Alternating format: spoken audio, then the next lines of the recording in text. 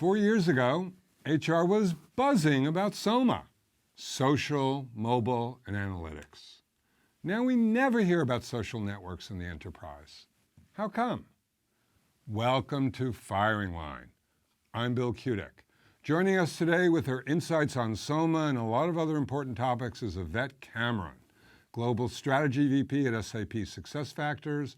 Yvette is fresh for more than 4 years as an HCM analyst for Gartner and Constellation Research after being a strategy executive at other major vendors. We've known each other for more than 17 years since she broke child labor laws working at PeoplesSoft. So Yvette, I'm pleased to welcome you to Firing Line. Thanks, Bill. I'm really happy to be here with you today. Yvette, you've been so successful as the too rare female executive, yet you hit a major speed bump when you were 16 and amazingly already in college. Tell us the effect of that and how it played out during the whole rest of your career. Well, it's true. I started college at 16, and it was really odd because I was the rare female who was studying math in a room full of men. I was the rare 16-year-old surrounded by older people. And to be honest with you, I felt uncomfortable. I actually felt like an imposter. And that imposter feeling stuck with me for decades after college. It didn't matter how well I progressed at work, what kind of projects I was assigned. I often had that little voice in my head telling me, you're an imposter, you don't belong here.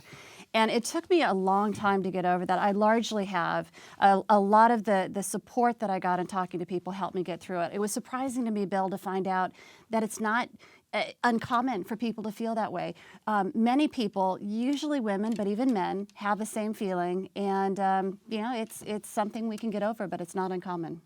I think I heard that little voice out loud sometime during our 17 years. Probably. I'm glad to hear you've come to terms with your success now, where you're ordering about hundreds of people, and that's terrific. Yvette, we were both there when HR met social networks for the first time, and it was mostly fear and loathing.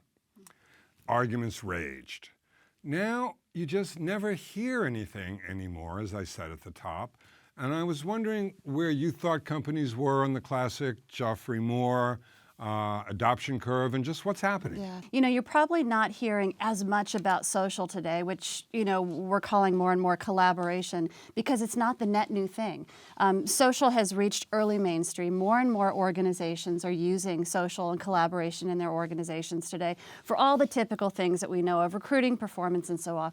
But what's really exciting is to see more companies opening up and letting their workforce use collaboration tools for non-work-related purposes, having conversations around health and activities and volunteer activities and so forth. In fact, at SAP, where I work, we have thousands of people collaborating. Most recently, I found a discussion thread around cluster headaches, and the contributions from people across the globe around Eastern medicine, Western medicine, meditation, different places to go for research was fantastic. And what's happening is, by allowing the employees to collaborate outside of work topics, it's engendering a culture of wellness, of well-being, and it's moving us just beyond that work culture to that wellness culture, and it makes a difference in how people operate. And that's so great to hear, because that was one of the big fears. People will be using it to organize volleyball games, they'll be wasting their time, but what you're saying is,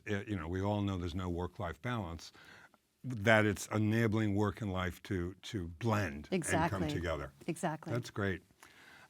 Similarly, smart HR departments have been using real marketing tools, especially in recruiting, for a few years now. I've seen some of these tools now, and they are reaching NSA level functionality. I mean, we're talking tracking a user's every click, every mouse over, and all the rest. What do you think HR should be doing with these tools now beyond recruiting? Well, Bill, does that scare you? Does that feel like it's crossing the creepy line? I don't know. Okay.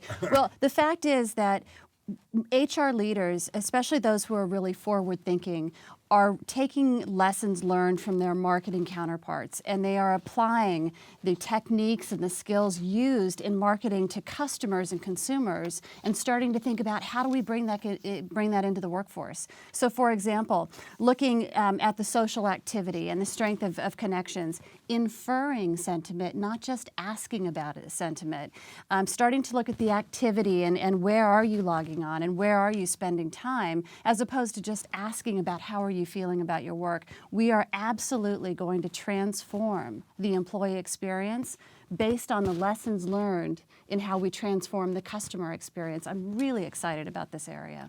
And I couldn't agree with you more. I mean, the idea of asking how are you feeling today versus knowing that you spent half the day watching cartoons or whatever is a better answer than what you said. Yvette, God, 3 original ideas? I mean, how can the show in such a short time hold so many? I really appreciate your coming by. Right. Well, thanks for having me, Bill. My pleasure. To catch next month's episode of Firing Line, just click on the red subscribe box at the end. You'll get just 1 email notice directly from YouTube, only one, I promise, when the next program has been posted. Thank you for watching. I'm Bill Kutik.